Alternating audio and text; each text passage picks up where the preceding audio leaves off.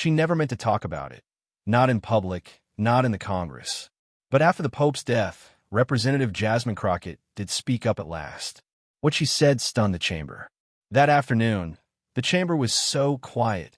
No rustle of stifled whispers, no papers shuffling, silence. The kind of silence that prompts you to sit up straight without realizing it.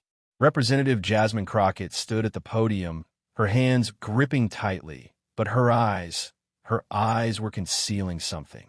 Not just sadness, something more. The news broke that morning. Pope Francis had died in his sleep peacefully at the age of 88. To some, it was the passing of a religious leader, to others, a political leader. But to Jasmine, it was personal. She took a deep breath and slumped into the microphone. "Mr. Speaker, I would like a few moments," she said, her voice firm but charged with feeling. "Today, I am not standing here as a Congress member. I am standing here as a person who was changed by a conversation with a man the rest of the world knew as a pope. I knew him fleetingly as a mirror." Some of her colleagues looked up. Others had already taken out their phones, ready to tweet the quote. But no one expected what came next. "I met Pope Francis 2 years ago," she said, her voice rising only a little. It was to be a normal stop on a congressional delegation to the Vatican.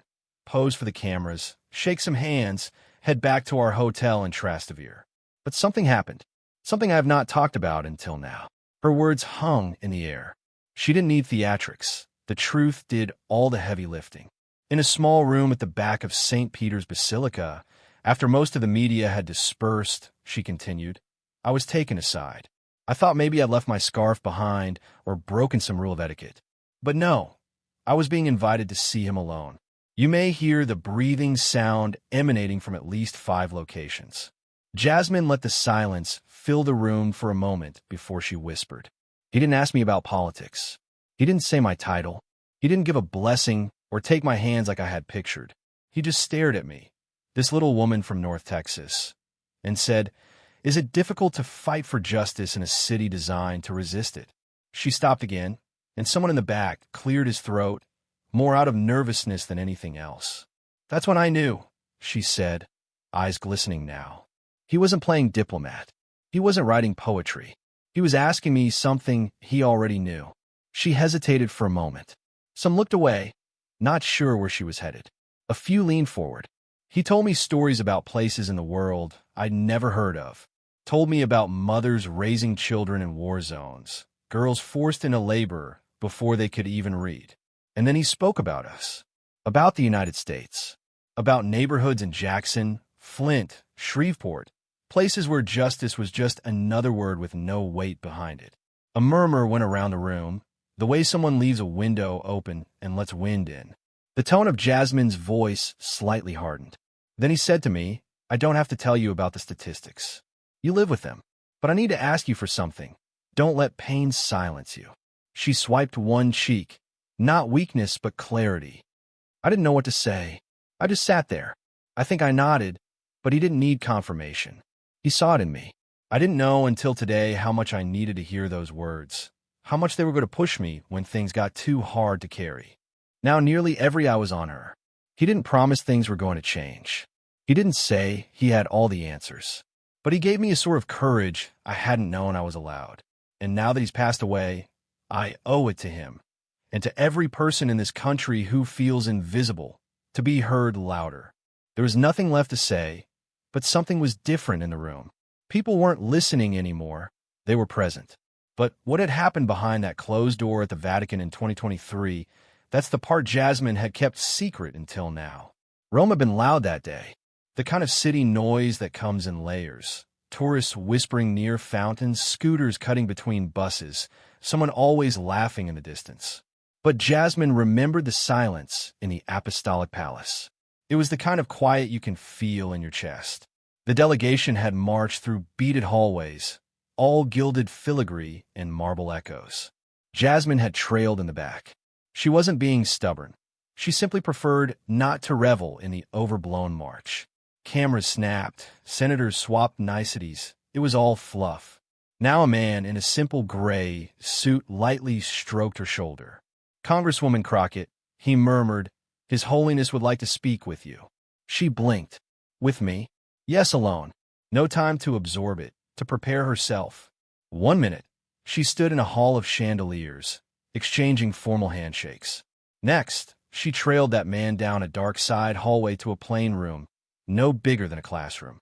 And here he was, Pope Francis, perched in a wooden chair. Not a throne, no fanfare. Just him. His eyes were tired but warm, his hands clasped still on his lap. "Congresswoman Crockett," he said in a soft tone, "you've traveled a distance." She stood stock for a moment, wondering if by geography or anything else. And then she went forward and told him, "Thank you for welcoming me." He motioned for her to sit in the chair opposite him. "You know why I asked you here?" he inquired. "No," she confessed. He didn't smile, nor did he frown, just regarded her for a moment, as if weighing something in his head. "I read your threads last year," he said finally, "your country's prison system, about how justice operates differently when someone is poor or forgotten." Jasmine's gut tightened. "I do remember saying all that. I didn't think anyone around here would." He nodded slowly. "That's the problem, isn't it? We speak, but we think no one is listening." There was silence between them. A heavy one. "You do have a voice a lot of people don't," he told her, reminding her. "And yet the space you are speaking in makes it hard to be heard." Jasmine craned forward. "Sometimes I feel like I'm yelling in a locked room. They assure me they hear me, but nothing moves." Pope Francis slanted sideways. "Because they benefit from the silence. That's the oldest game in the world." She left it there for a moment. Then, unable to help herself, she asked, "Why me? You greet presidents, prime ministers. I'm just. He cut in, raising his hand slightly. "You're not just anything." His voice didn't rise. It didn't need to. The weight of his words filled the room like smoke. He continued, "I chose to speak with you because I've been watching what you do with the weight you carry. And because the people who hurt the most often become the fiercest protectors." Jasmine's throat tightened. "Sometimes I feel as though I'm not doing enough, that I'm just splashing around while the world burns. That is the exact time when you shouldn't give up," he said to her. And then he leaned forward, elbows on his knees. "Children live today in countries you've never even heard of, who fear to speak, who will never know what it's like to be heard. But you," he jabbed his finger at her, "you get to speak on their behalf as well." Jasmine looked away, struggling to breathe. "It's a burden," he said to her, "but it's also a tool." And then, as quietly as he had started, he was finished. Use it. She had to learn so many things: how to withstand the pressure, how to survive the threats, how to prevent her hope from rusting. But she nodded only. He smiled finally, barely. "Don't let the noise drown the truth." Jasmine never revealed it to anybody. That meeting, no one at all, even her mother. It did not feel like something that had been experienced. It felt like a holy thing. But in Texas, that muted message started to ring louder in her mind. Even as the rest of the globe tried to silence it, everything was more hard-edged: traffic sounds, voices in Congress, even the looks people gave her, like they were expecting her to get louder, bolder, faster. But Jasmine wasn't talking for a few days after having returned from Rome. Not reclusive, just quiet, as if she possessed something fragile. She kept repeating the Pope's words to herself again and again. Use it. It wasn't uttered like an order. It was an obligation, a one she hadn't yet fully accepted until this time. The last time she actually discussed it, was in her backyard, drinking sweet tea with her godfather Clarence, a retired schoolteacher from El Paso. Clarence had been there for Jasmine during law school, Broken Hearts, and at least one all-night election season. He listened to her recount the meeting, leaning back in his patio chair, gnarled hands folded over his belly. "You think he's telling the truth?" he asked when she'd finished. "I do." Clarence narrowed his eyes. "Then what are you waiting for?" Jasmine looked down. "I don't know where to start." Clarence leaned forward. "Start with what hurts. That's how you know it counts." She knew what hurt. She'd seen it in the mothers who lost their sons to a justice system that saw them as problems to be solved. She'd felt it in the courthouse corridors where budget slashing was yelled louder than shattered families. She carried it every time she had to articulate one more time why housing discrimination was not a footnote in a policy memo. So, she started writing. Jasmine was due later that week. She came back to Dallas for a little while, where she hugged her mother, Denise, tightly and handed her a plate of cornbread. So warm the butter started to melt before it got to the top. "You look tired," her mother told her. "I am," Jasmine replied. They sat on the porch, already orange with sunset. "Do you recall what I used to tell you about storms?" Denise asked. "Yeah," Jasmine said, "that you don't flee from them. You wait for them to pass." "No," Denise said. "You walk through them, head held high, step by step." They didn't talk about politics the rest of the evening, just family, cornbread, and the din of neighborhood children fighting over who had the better jump shot. The next day, Jasmine walked along a block of South Dallas that remained unchanged after decades. Cracked sidewalks, corner stores with faded signs, but also resolve. Women swept front porches at sunrise. A minister opened the church doors early in the morning. A boy walked his little sister to the bus stop with a backpack as big as he was. That's who she worked for. That's the person the Pope had seen in her, even when she didn't know it herself. When she returned to D.C., something was different. She wasn't smiling anymore, and she wasn't suddenly optimistic, but her footsteps were more substantial, in the best sense, more grounded.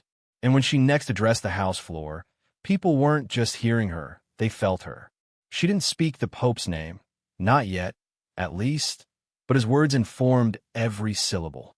"I stand today not because I deserve applause," she declared, planting her feet squarely in her heels, "but because silence is a choice, and I choose to make myself heard." But even courage needs a second or a moment to let out its full strength, and that moment would come sooner than she had thought. By spring, something peculiar started to happen. The cacophony that had previously erased her out was now folding into gentle pockets of hearing. People who hadn't returned her calls earlier were confronting her in the hallway, nodding toward the bills that they had earlier dismissed. Not full endorsement, not yet, but the quiet was shattering. On a Thursday morning, Jasmine stood before a crowd of Wichita Falls seniors who had gathered for their monthly town hall meeting. Folding chairs filled the room, with 2 iced tea pitchers and the kind of local pride that couldn't be faked. Half the folks there didn't know her name or didn't care about her politics, but they came anyway. "I'm not here to tell you what you want to hear," Jasmine answered, rolling up her sleeves. "I'm here because someone asked me to keep fighting, and I'm doing my best to keep that promise." An older man raised his hand. His cap read Korea Vet. "Why is everyone so fixated on housing and police affairs? What about jobs?" he asked. Some people grumbled, some in agreement. She didn't flinch. "Because if you're evicted, you can't keep a job. If your son is in a jail cell because he was walking home, you can't focus at work. Do you want stability? Start with people's right to live in security." He squeezed his eyes, said nothing further, but she saw his jaw harden, not in defiance but recognition. Later, outside after the meeting, a woman took her arm. She was likely in her mid-60s, wearing a faded denim jacket and hands that had worked late too many nights. "I don't know what that Pope said to you," she whispered, "but whatever it was, don't give up." Jasmine smiled. "I wasn't going to." In D.C., her reintroduced housing bill reemerged, this time with 5 new co-sponsors. Quiet ones, maybe, but they signed. Then came the hearings, not the glamorous kind, just hot days in hot rooms, stacks of paper, and pointed questions designed to poke holes. Jasmine sat through them all, cool, pointed, unflinching, but not unshaken. One night, after one particularly brutal hearing, she was by herself in the office kitchen. The fluorescent light above flickered every 5 seconds. "Long day?" a voice said behind her. It was Representative Celia Morrison, a moderate from Minnesota who rarely took public sides. "You could say that," Jasmine replied, pouring black coffee into a chipped mug. Celia leaned against the counter. "You know, my inbox used to be empty on housing stuff. Now, people won't shut up about it." Jasmine gave a tired smile. "You're welcome." Celia smiled. "You're doing something we all lost hope on, which is actually believing we can repair things." Neither of them spoke for a minute. Celia then added, "I'm not willing to jump into your flames, but if you ever need someone to provide a second voice in the room, I'll be there." It was not a blanket endorsement, but it was authentic and not typical. As weeks became months, pressure mounted. Local papers started covering her story, with titles like Texas Rep Defies Broken Housing Mechanisms in Small Room, Big Voice. The Pope and the Congresswoman went the circuit. There was, of course, pushback.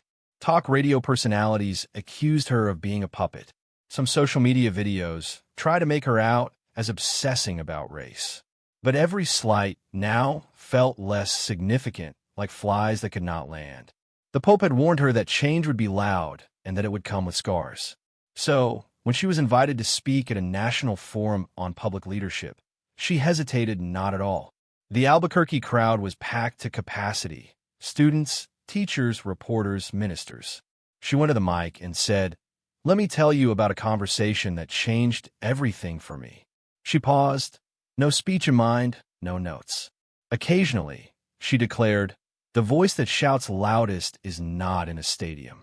It is in a quiet room with 2 chairs and a man who gazed directly into my eyes and said, 'Don't let the pain make you silent.'" But the real moment, the one she'd been delaying for too long, was testifying the entire truth on the record to the House. That was coming.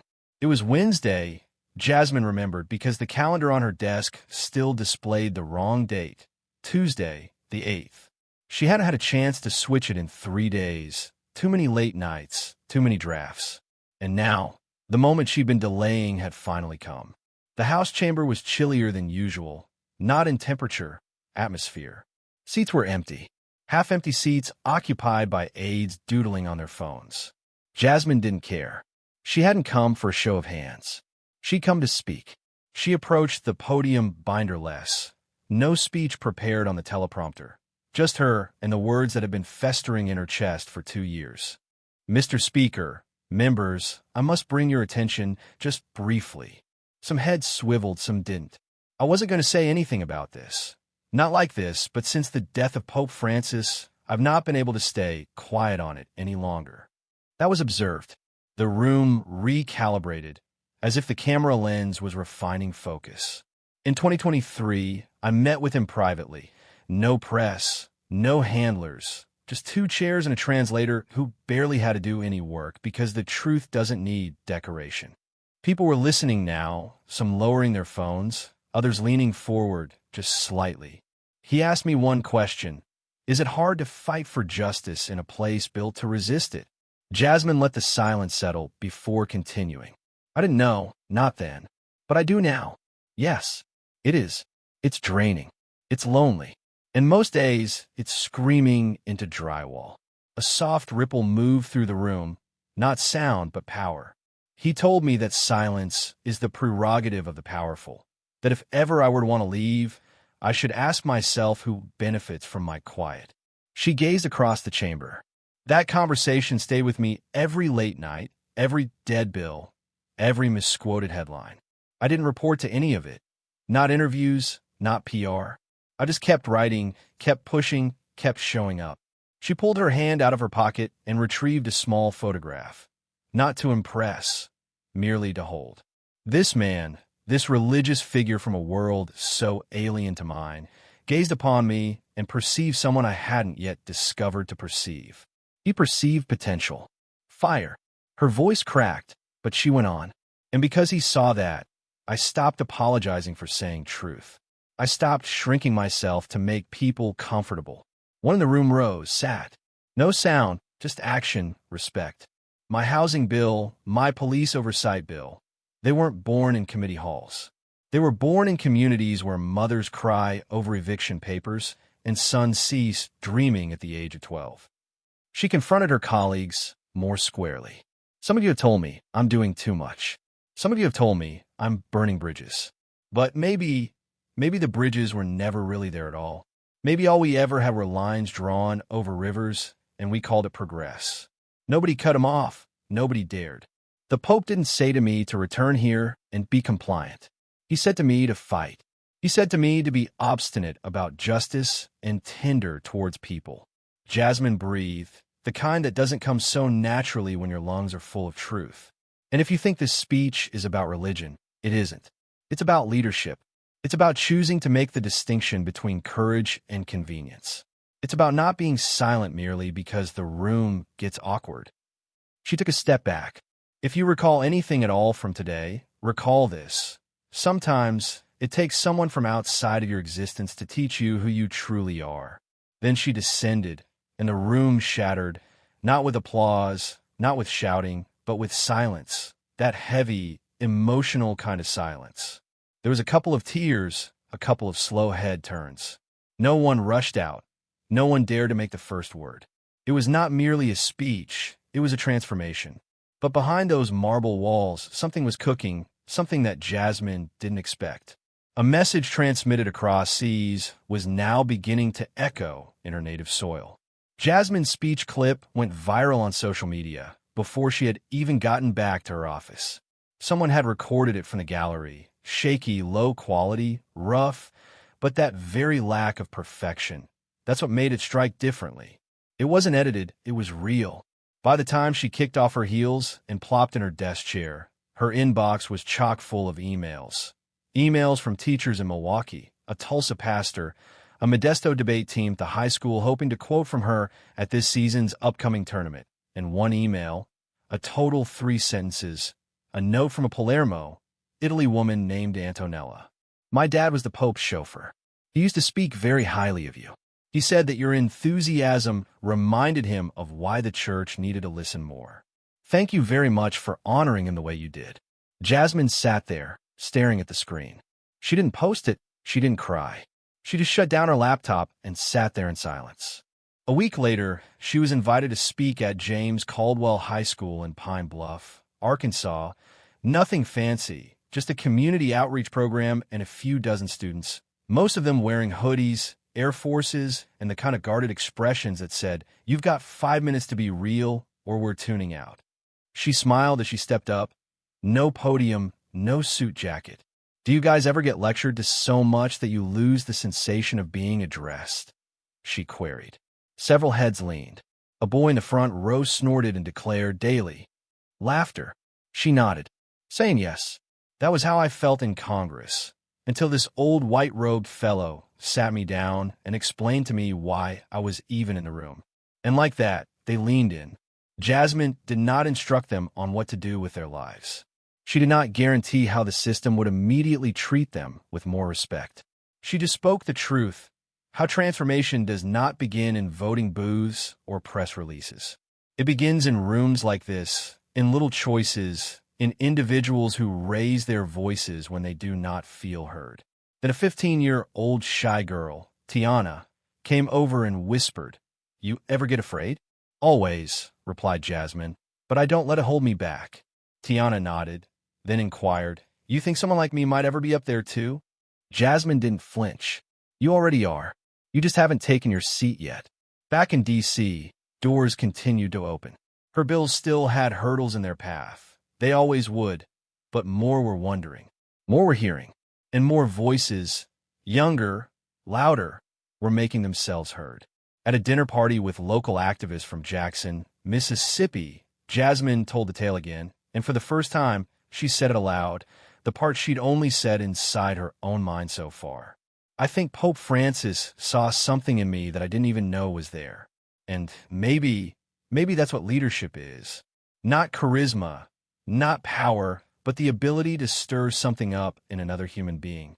They sat on that, chewing, nodding, letting it settle. That night, she walked back to her hotel alone. Not a security detail, just streetlights and moving cars. She passed by the store with a busted neon sign and a boy, no more than 12 years old, sitting on a milk crate, one hand holding a bag of chips and the other holding his phone. He looked up. "You that woman from the speech?" he asked. She smiled. "Maybe," she said. "You talk like you mean it," he said. Jasmine paused. "Thanks. You listen like it matters." He smiled and went back to his phone. She walked on a few blocks. Her phone buzzed. An email, another message, another echo. And in this instant, Jasmine knew something she had never known before. That exchange with Pope Francis didn't conclude in that room. It was ongoing, still being said through her, through all of the young people who dared to dream, through all of the skeptics who found themselves pausing long enough to listen. Because leadership wasn't something that you did when you were speaking at the mic. It was something that you left behind once you moved on. If this story touched your heart, even remotely, speak it forward. And if there's someone in your life who isn't quite ready to find their voice yet, tell them that they do indeed have one. Then put money where mouth was and keep moving forward. We need more voices, not less.